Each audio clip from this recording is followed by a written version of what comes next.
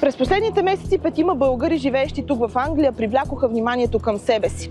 Галина Николова, Стоян Стоянов, Гюнеш Али, Патриция Панева и Цветка Тодорова са в основата на най-мащабната схема за източване на социални помощи, правена някога на острова. Какви пари са взимали те за счетоводната услуга? 800 до 1000 паунда. Значи, растително на компанията е доста добре. До сега не сме правили реклами.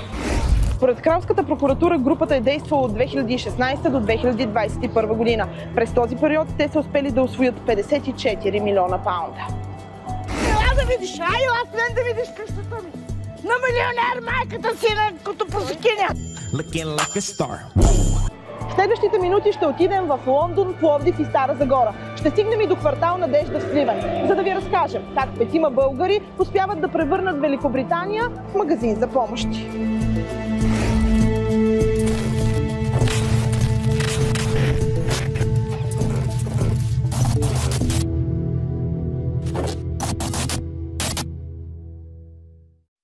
От чистачка.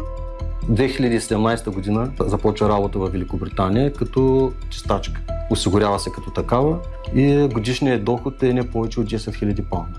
И строител. Ти знаеш какъв кадърен е, той е от нула, от земята почва да строи къща. До милионери. Пътят до парите за Галина, Гюнеш, Патриция, Стоян и Цветка се оказва сравнително кратък, но и незаконен. Милионите се трупат благодарение на стройна организация и фалшифициране на документи, с които над 6000 българи в продължение на години взимат от Великобритания социалната помощ Universal Credit. Тя е помощта, която може да получиш най-големи пари на месец за издръжка. Средно около 2000 паунда на човек. За целта обаче кандидатите трябва да отговарят на условия. Престъпната група точно това прави. Тя им съдейства за връзката с социалните власти, назначаването им в фирми. Фалшифицират и договори за наем. Квартирата съществува, на адресите се регистрират десетки лица други. И за това също се плаща отделна сума. Фишове за заплати. В крайна сметка удостоверява, че те работят минимални часове на седмица. И дори представят чужди деца като свои. Понеже помощта е по-голяма месечната, когато декларираш, че имаш деца, закупуват се паспорти на социално слаби роми в Сливен, скарват си на децата си паспорти и ги продават на желаящите да получават помощи. За изготвянето на фалшивите документи 5 българи са взимали различни суми. Обикновено първоначалната такса била между 800 и 1000 паунда, казват разследващите. За част от документите имало и още такси, включително месечни. Освен това имали печалба и от отпуснатите помощи. Първо взимали процент от тях, а след това се възползвали от факта, че повечето им клиенти са без образование и не знаят английски език и успявали да пренасочат парите в други, свързани с тях, сметки. Всъщност, когато социалните власти се обадят, искат да разговарят с лицата, прави се телефон, на който се слага бележка на кой е телефона, къде му е адреса, кой му е работодателя. Когато служителят от социалната администрация звънне, той се остава с впечатление, че говори с лицето подало документите за помощ. И това десетки телефони, които са стотици даже на лица. Като имаме засечени случаи, когато дори мъж се приправя гласа на жена и обратно.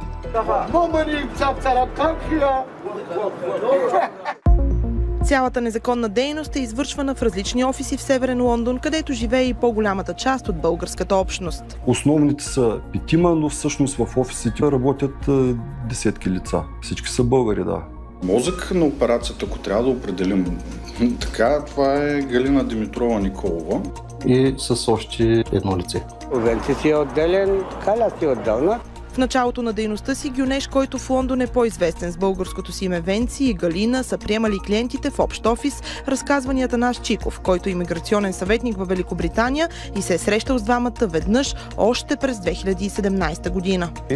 Да, видяхме се с двамата, беха само те двамата. Имаше доста документи, се виждаха по бюра, зад бюрата, имаше документи. Те просто казваха доста хора, казваха основно ромско население, клиенти. И пари предлагаха ли? Не, по никакъв посещение? Не, по никакъв начин не сме говорили нищо за конкретна работа и това приключихме с тях, но пък с колеги съм говорил, са ми казвали, че имало фирми, които се свързали с тях и са искали да купят клиенти, информация, лични данни за клиенти, беше ми казала нещо.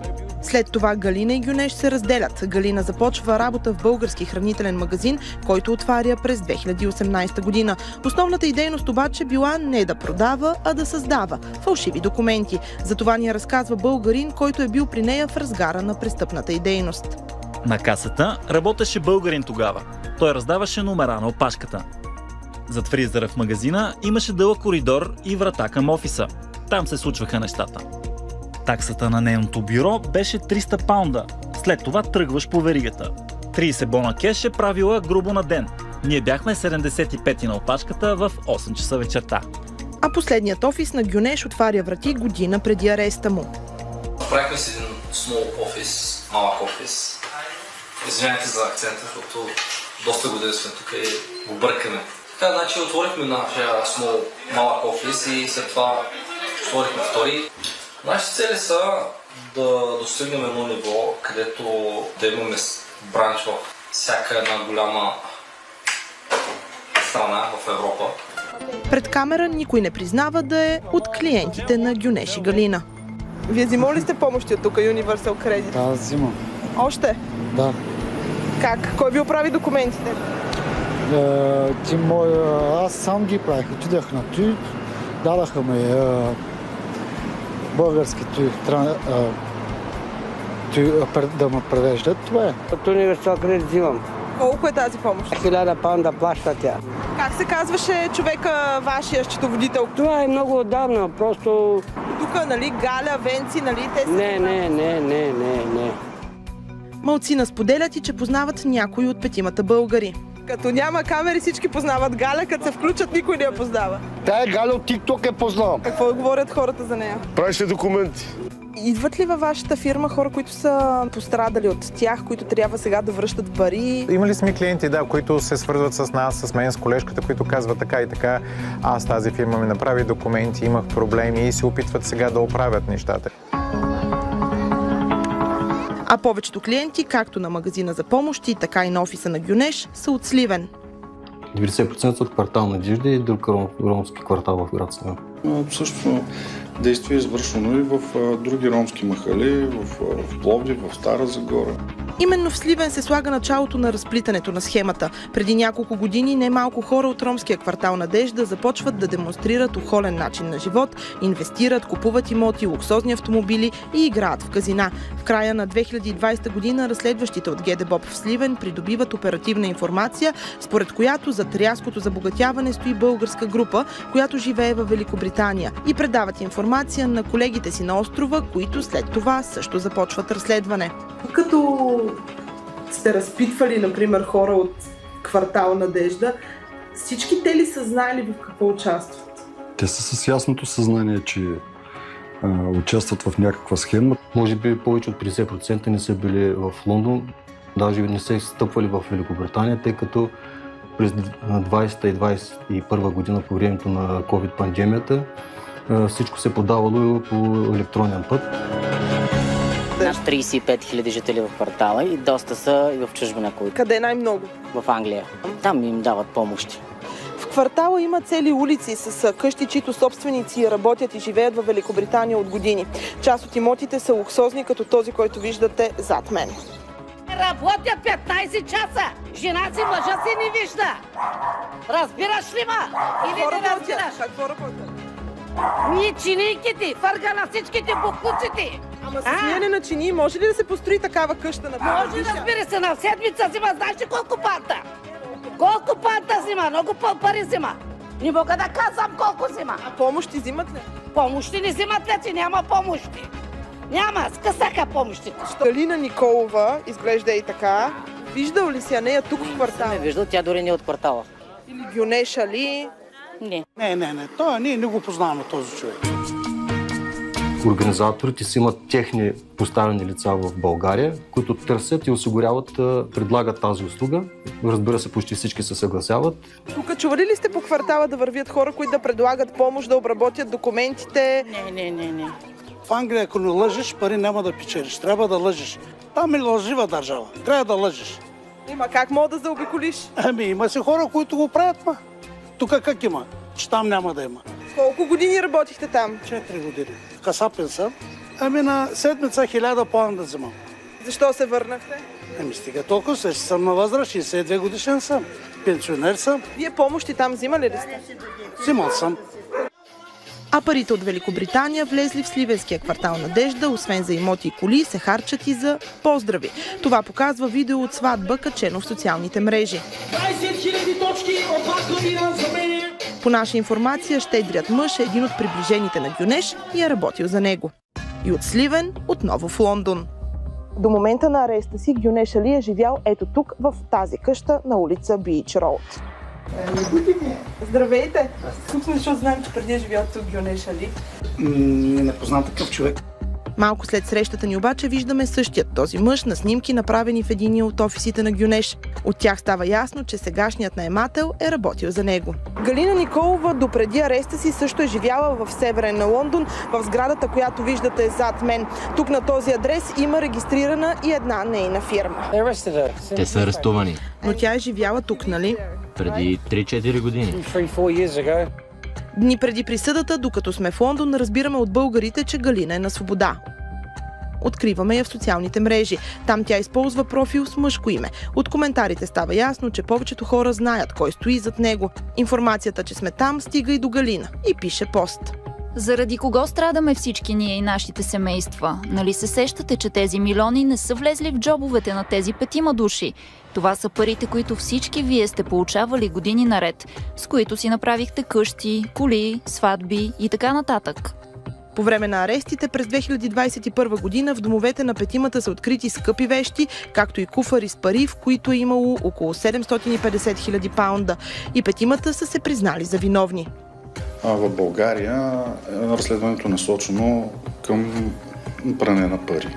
Защото за една част от средствата е установено, че те са се намирали в кралство Великобритания, но за друга част от сумите е ясно, че са изнесени в България. Ясно ли как успяват обаче да докарат парите у нас? На ръка с техни близки лица, с куфари, доколкото и нашата информация е била. След домовете на Галина и Гюнеш в Лондон, решаваме да тръгнем и по родните им градове. По документи Галина Николова е регистрирана на адрес тук в тази сграда в центъра на Стара Загора. И от Стара Загора в родния за Гюнеш Пловдив. Срещаме се с майка му. Вижте ми каква съм, намерете ми работа, дайте ми да ям. След това сама ни кани в дома си. Ела да видиш, ела да видиш къщата ми. Ела да видиш къщата ми. Ела! Чакайте, ще дойда. Ела! В същина! А вие кога разбрахте, че той се занимава с... Нещо не разбрах, само телевизията разбрах. Вижте ме аз какъв ризил съм. Престе, заповядай. Снимайте, виж къде живее на милионер. Ето го сина. А той кога е заминал във Великобритания? Той беше на 18 години. Откъде те милиони, бе? Откъде, бе? Той е гладен кучкар. Нима си ме валица. 15 години не съм го виждала. Скарани сме с него. И него го набедиха. Трактор. Какво е това трактор? Не знам. Тартор. Какво е това трактор или какво? Как може да бъде такова дете, бе? Англия да изгори дано! Откъде дойде Англия? Защо замина той там?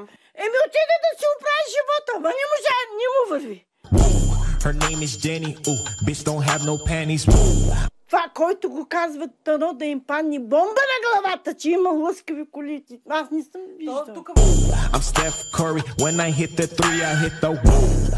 Аз вярваща жена съм, Библията там. Аз мога... Корана. Снимай Корана. Че аз мога да се кълна на Корана, че моето дете е мюсюлманин. Ние не лъжем.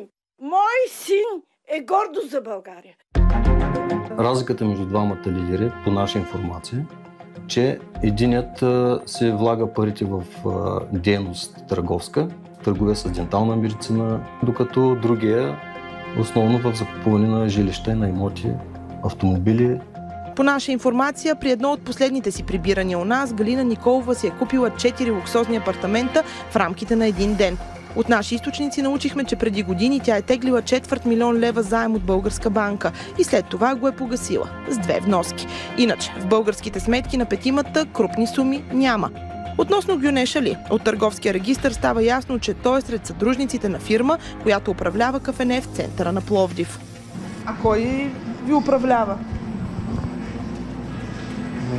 Братовчет на Гюнеш. На територията на Сливен има фризьорски салон, който е негов. Има фирма за недвижими имоти. Относно останалите 3 участници в групата, с единият от тях Галина имала връзка. Стоян Георгиев Стоянов е приятеля на Галина. А другите са работили за нея, като сега част от клиентите на магазина за помощи най-вероятно ще трябва да върнат взетите неправомерно пари. Тази седмица 5 българи се изправиха пред съда, за да чуят присъдите си. 39-годишната Галина Николова е осъдена на 8 години затвор, 34-годишният Гюнеш Али на 7 години и 3 месеца, с най-малка присъда от 3 години лишаване от свобода е Цветка Тодорова. Тези присъди бележат най-голямата измама с облаги, минавала някога през съдилищата на Англия и Уелс. Her name is Jenny, ooh, bitch don't have no panties, woo. I'm Steph Curry, when I hit the 3, I hit the woo.